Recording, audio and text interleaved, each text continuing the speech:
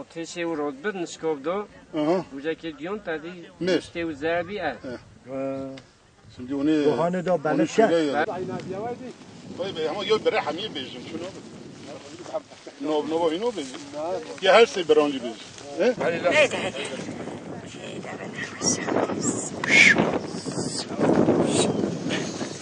Bas.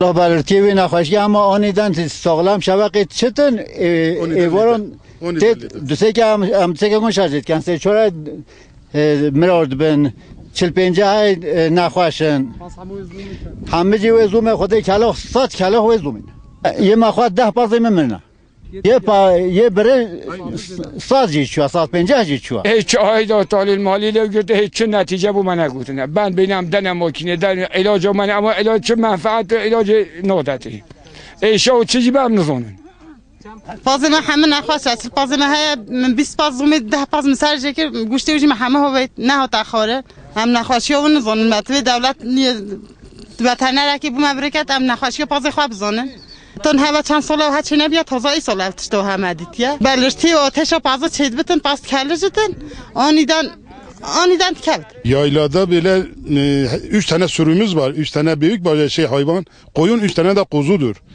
6 sürüdür şimdi. İşte her sürüde şimdiye kadar 50-60-100'den fazla koyun telef olmuş.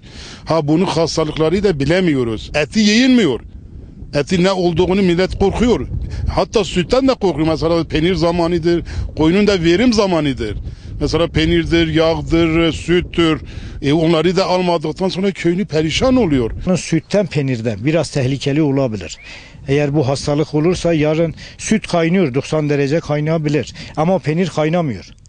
Yani brusele bir hastalık insanların içine de düşebilir. 10 gündür.